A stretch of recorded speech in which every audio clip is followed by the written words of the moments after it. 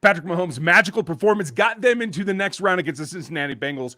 What can he not do is the big question. And what does this game mean for his historical reference to all the other greats, some that lost this weekend? And we're going to tell you what the contributors that you didn't hear about were really helping with that game so they can move on to the next round. There's a lot to hear today. Welcome to Locked On Chiefs. From the land of the free and the home of the Chiefs, this is the Locked On Chiefs podcast. Hey, Chris, we're back, folks. Thanks for making us your first listen. It is a Tuesday. We're recording this at a normal time, so we're not up super late, and it is all about what goes on with the Patrick Mahomes and how they got to this next round. We appreciate all of your help, and a big day for this team and for this fan base. Thanks for listening to us today. We are first listen. Make your second listen to another Locked On show. We would appreciate that. This is a topic that, for those of you who don't know us, we cover honestly all the time because of the greatness that Patrick Mahomes has. I'm Ryan Tracy. I'm the founder of Rogue Analytics, and I do metrics based on athleticism and how they pertain to the game. You can see me over on RGR Football, my media company as well. This is Chris Clark, who sets me straight on all the things that I don't necessarily know, historical, the cap, everything. A lot of you are new today. Welcome to the show. Chris, this is hard to fathom. And last night, as we went to post-game, it was a little bit overwhelming, to tell you the truth, about how much went on. But just that last 2-minute period alone is the magic that we always talk about with Mahomes. Absolutely. And you look at the last 2-minute period and overtime, he threw for close to 190 yards in that last 2 minutes and overtime. He had himself basically a good game in the playoffs in the last 2 minutes and overtime. Phenomenal game from him. Phenomenal game from this Kansas City team. And there's a lot to talk about when we talk about historical significance when it comes to Patrick Mahomes. Yeah, we're going to get to the comparisons to the greats here coming up in a little bit. But for this game, it's kind of sad that right now it's yes, it's a great win. Everybody's very excited, but for the accolades for the quarterback himself, for what Patrick Mahomes has been able to do, 75% completion percentage last night for nearly 400 yards and 3 touchdowns with an incredible playoff passer rating of 123. That is nearly unheard of. And unfortunately, because of his past performances, we're almost to the point where it doesn't register. It is now truly more about the team in terms of the eyes of the whole country than it is just about how miraculous this player can play when he raises his level. And he absolutely raises his level tonight, and we are going to talk about this later in the show, but I do want to mention this. I think this is an underrated element of Patrick Mahomes that not enough people are talking about. When it gets to the playoffs, he plays an over my dead body type game every single time. Even the game against the Tampa Bay Bucks where they lost in the Super Bowl, he played an over my dead body game. The line did not allow him to do what he needed to do in that game. But last night, he showed up in ways that only Patrick Mahomes can. Some of the throws he made were just absolutely ridiculous. And people are going to be talking about that game and the way he played in that game for a very long time. Now, one that stands out to me, and it's not in the last couple of minutes, that was such a drive that was incredible, but that was felt, quite honestly, when all the pressure was on, that Mahomes just kind of centered himself. It felt a little bit more meticulous to me. Did it strike you as any kind of he has to rally the troops? It looked like it was all bought in. Everybody understood what they were doing. He and Travis Kelce were on another level in terms of their cooperation and understanding. This just seems to be the natural level that they're going to when they have to this season. I think you're absolutely correct. And then you also look at it and you say, okay, so this is his best level, or this is what we're seeing. He keeps getting better in playoff games. You remember a couple of years ago, 24 points, didn't phase him. He came into that game. They scored 28 points in, 10 minutes? And he has just repeatedly done this over and over and over again, where he goes into games and just takes them over. And specifically last night, in the last part of that game, him and Travis Kelce ad-libbed a play, and I screenshotted it, and I showed this on Twitter. If you haven't followed Locked On Chiefs, go check it out. Patrick Mahomes is throwing the ball the second Travis Kelce hits his break. It's an ad-libbed route. They don't know what they're doing. They don't know where each other is going to be, but he hits him right on the money in stride, allows Kelce to go down the field and get in position to be able to kick that field goal. And the thing I loved about that as well is if you watch that clip, the full clip, you can find it anywhere. Creed Humphrey, Andrew Wiley, Travis Kelce, Patrick Mahomes, all of them are calling for timeouts immediately. Everybody's got to be on the same page. That shows that the team, not just the quarterback, is aware of the situational impressiveness that has to happen as soon as that play is over. It has to be immediate. And that I think is a plus, and kudos to the coaching staff for that. Those pass plays, particularly the one late to Kelce as well, was just about timing, repetition, that they have their connection. The one that really floored me, and it's my favorite throw of the night, I want to cover it here before we move on to the historical significance of this game. It is the sidearm throw underneath the outstretched arms of Greg Rousseau, a player that has really been coming on for the Buffalo Bills. And very coincidentally, in their first meeting in back week 5, he actually intercepted a pass just like that. That Mahomes had a bad day. This is one of those things that such a sluggish start to this season. It was part of that game. Rousseau reached up, picked it off that first time. Now Patrick's aware of it and dips it down to his shortstop days, puts it right underneath his armpit, right to the receiver. Not a problem. It's the adaptation that really throws me, that when you talk about magic with this particular quarterback, it isn't the classic quarterback traits. It is what he is able to adapt to and do on the fly that makes him so special. You're absolutely correct. And, you take it a step further. It wasn't just that throw. I mean, there was another one, the touchdown to Byron Pringle. Phenomenal throw. I mean, he, bootlegged out, had 2 guys coming down on him, and to just get the throw off and be able to perfectly place it, because he had to place it between Byron Pringle and the defender coming the other direction. And it was the perfect catch, perfect ball. I don't use the word perfect very often, but I think I have to agree with you. There is a number of things that he can do that just no one else can do. And that leads us to where that is in terms of the postseason in its entirety for the history of this league. We're going to get to that in a second. But BetOnline wants to wish you that new happy betting year, and they can continue to match through these playoffs all the way on to the Super Bowl and beyond to anything else that you want to put some action on. BetOnline's the number one spot for all your sports wagering action in 2022. The new year, the new website is all set up and ready to go, and you receive a 50% bonus on top of your deposit when you use our code Locked On at BetOnline. From football to basketball, March Madness will come around, I'm sure. All the extra sports that are not necessarily mainstream, the UFCs and all those things, it all takes place after this season is over and after this Super Bowl that we are on a steady run to right now. So make sure that you check them out. That's BetOnline, the fastest and easiest way to wager on all your favorite sports. BetOnline, that's where the game starts. The game starts, and then it goes a step beyond. And I put this out last night on Twitter. You can check me over at Ryan Tracy NFL. It's all one word, folks. And it was a reaction to a new list that put Patrick in the company of 2 particular quarterbacks, Tom Brady and Joe Montana. In the postseason era, it's the 3 of them. Peyton Manning is a step below. A number of other quality quarterbacks are a step below. And it just hit me late last night that in doing that, despite all the wins and all the crazy throws and everything else, when you take a look at him as a quarterback through the lens of the postseason, that tells you, and my quote, I'm sure Patriots fans aren't that happy with me, but that's okay. They'll live. I said 2 of the greatest quarterbacks to ever play the game and Tom Brady. And that's how I feel about it. It's to this point now that because of his early career success, that is, in the first few seasons, Patrick Mahomes is being mentioned and will continue to be amongst the greats and the greatest. That is Joe Montana, just for my opinion, folks. And it's not going to go away.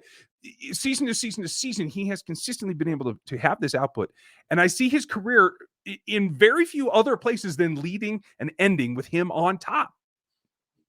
I can't argue with you. You look at what he has been able to do. He is leading. I think he's the only quarterback, he's tied. I think he has 5 games where he has a QB percentage of over 120 in his career in the playoffs, and is tied for first. And he's in year 4. Yeah. Josh Allen has 3. So don't get me wrong. Josh Allen played very well. Nothing to take away from him. He's got 3. Patrick Mahomes has 5. He's leading Tom Brady. He's leading guys like that, and he's in year 4. They played 10 playoff games. It is just absolutely insane what he is doing. I do want to throw this out there. He has 3,100 passing yards in the playoffs. He's played 10 postseason games, and he has 3,100 yards. He's averaging 300 yards a game in the playoffs, and he threw for over 300 yards against supposedly the best defense in the NFL last night. It's impressive in a way that it makes the conversation more difficult as people start to say, where is he in the hierarchy of playoff quarterbacks? He has a chance to really climb here in the rest of this postseason if they're able to continue to string a win or two together here. You'd love to see two if you're in Chiefs Kingdom. I know what you guys are thinking, but just that fact that there's a possibility, I think, really says that it's not just Patrick. Yes, he all these things that we've said all day today about how special he is are absolutely true. But I do want to say that there is an aspect to his game that I don't think would be the same had he not landed in Kansas City with Andy Reid. I completely agree. And the same could be said for Josh Allen. Phenomenal situations for both of them. And I also will say, when you start talking historical significance, Travis Kelce and Tyreek Hill both have an opportunity to be in the top 5 this season in postseason career yards, reception yards. They both have the ability to be in the top 5 all time. It's crazy. Number 1 is Jerry Rice, and I think Tyreek Hill could actually catch him if he plays long enough and he plays with Mahomes long enough. And historically, it puts you in the conversation of other, trios, like the Dallas trio of the Aikman days and those kind of things. It is getting to that point. And I don't think any one of the three would be quite the same without the other two, but that's the nature of being in a trifecta. No, you're absolutely right. And Mahomes has the ability to pass Troy Aikman on the playoff yardage goal if he has 2 fantastic games this postseason. So he's already in a position where he could pass Troy Aikman. Troy Aikman is 12. Mahomes technically could get to 11. I don't think it happens because he'd have to throw to close to 400 yards per game the next 2 weeks, which is possible, but that's asking a lot. Let's hope that he doesn't have to. That's where that too. From. Yeah, absolutely. But to get to 12, you're talking about what? A combined 680s? Is that what it is? Yeah, somewhere around there, 700, a little over 700, I think. So yeah, I mean, he can get there if he does a game like this. But again, you hope that he doesn't have to do a game like that. Yeah. But he absolutely took the game over. That's the whole point. Is he took that game over when he had the opportunity to go out there. And the thing that really sticks out to me when you start talking about Patrick Mahomes is that lots of different people were talking about this today. If you watched Josh Allen score that touchdown, the Bills thought they won that game. Mm-hmm. And the whole reason I say that is because if you saw Patrick Mahomes on the sideline, all he does is go pick up a football and start throwing it. Doesn't act like anything's changed at all. Goes back to what he does and has that cool, calm, collected. Nothing ever fazed him. And that is why Kansas City was able to win that game. Yeah, it's the expectation of success that he then just has to forge into reality. He has that, kind of at his fingertips. It's taken a lot this season, and he's needed a lot of help. There are other contributors to this team, and in this particular game that we haven't heralded enough, we're going to get to some of them and kind of take a look at who played what role and how we see that going forward as well. First, I want to tell you, Chiefs fans, an incredible app that all of you have to have. I use it. It's always at the fingertips, and it makes your life a whole lot easier, and you get money back with it. It's called Get Upside, and you can find it at any app store, no matter what kind of device you use. And you are making 25 cents back on every gallon of gas that you purchase, and you track through this application. You just have to use our promo code Touchdown. And then you get that continual refund, 25 cents per gallon back every time you put one and track it in the application. And for right now, you get an additional 25 cents back on your first tank. So that's 50 cents off every gallon of gas that you put in your tank for this first time if you use our code Touchdown with the Get Upside app. It's super easy. You start making your tracking of your gas purchases, and you can pay yourself back however you like with a bank account or an Amazon card or even PayPal, whatever you like. All you have to do is Get Upside app, and then you can get 50 cents back per gallon on your first tank and 25 cents after that using our code Touchdown on the Get Upside app. This game was a lot of fun. There's so many players that contributed to this game. We talked about the leading guys on the defense last night, in L'Jarius Sneed, in Wharton. I think in terms of impact, we saw a ton from Melvin Ingram. I do want to shout him out. I was surprised. The first thing that stood out to me when we took a look at the grades and the actual participation, Willie Gay played 42 snaps. That was more than just watching in real time that you really got a feel for. But I think that was key in allowing them to have the most athletic linebacker they have on the field to try and combat the surprisingly elusiveness that you actually saw from Josh Allen, a little bit more than what we've seen from him before, where it's a little more straight line. I thought he was actually turning corners, making moves a little bit better than normal last night. And it takes Willie Gay to kind of counteract that when you have a running quarterback of that size. Absolutely does. And you saw Josh Allen run over Shavarius Ward. Corners have to be willing to tackle, and Ward was. I just want to point that out because I thought that was a great play by Ward to stick his head in there. And the Chiefs corners all do that every single time. One of the guys I want to throw out there, we talked about it a little bit last night, Tommy Townsend, the holder, getting that ball down at the very end of the game. That hold was inside, or that snap was inside, really tough to do, and he got it done, and that's why they were able to kick the field goal to win. He was a guy that I thought really played a good game with his punts. Talked about that a little bit. Offensively, Mecole Hardman, we haven't talked about that much at all. And his contributions, yes, the touchdown was great, but his ability to slow play that route in overtime and sell it and be able to get out and just get right out of bounds. Doesn't matter. You don't have to, try to score a touchdown on every play. And he took what was there and it worked out for him. And Mecole had some good things to say about this, about how special that particular play and that game was. And he talked about adversity and how when they got smacked, and to quote him, we got smacked right in the face and we dealt with it. And I thought he was a great example of that. It also goes back to what Patrick Mahomes himself had to say about the fact that that's a game he will never forget because of not just his performance, but the whole competition, the whole team having to come together in order to get that done. Mecole Hardman, I think, also paved the way for what we saw here on Monday, is that the Chiefs are letting go of Josh Gordon. They may bring him back to the practice squad. That is an idea. It's not set in stone at this point. We'll see if that actually happens on the report. They also got Colin Saunders back. Little bit of a bolster to the defensive line here coming up against the Cincinnati Bengals. We'll start talking about them on Wednesday. But as you look at the other players that made the impact, we mentioned Mike Dana had a couple of nice rushes. I think it's a little under the radar. We gave him a little credit, but I don't think anybody realized that Frank Clark actually led the team in pressures last night.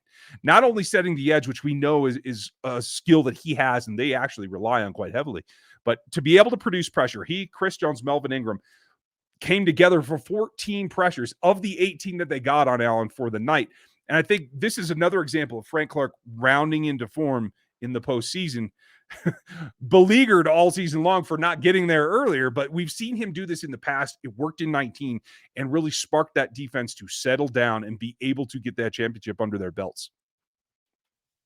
Yeah, Frank Clark played fantastic last night. I was really impressed by what I saw from him. Another guy I want to throw out there, we talked about Jerron Reed a little bit last night, but I thought he played a phenomenal game. PFF agrees he was the number 3 person when it came to their grades in the game. Melvin Ingram was 1, Patrick Mahomes 2, Jerron Reed 3. Another guy that I don't think we talked about, Orlando Brown, had a sneaky good game.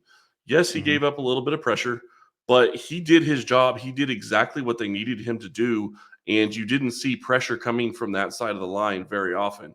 So that is all you can ask of your left tackle, and I think that he's actually going to have a much better time going up against Trey Hendrickson this week than he had going against this Buffalo Bills front. In my opinion, I think that he is playing at a very high level, and that is going to help this Chiefs team going forward. Yeah, and they need to continue to lock that down. The right side struggled a little bit. 5 pressures for Wiley, 6 for Trey Smith. They're going to see more stunts on that side this coming week. And so if Orlando can continue to improve that against Hendrickson in particular, but overall, I think you're getting to the point now where you're seeing this offensive line become what we had hoped that it would be. Obviously, the right tackle is still a question mark because of all the injuries over there.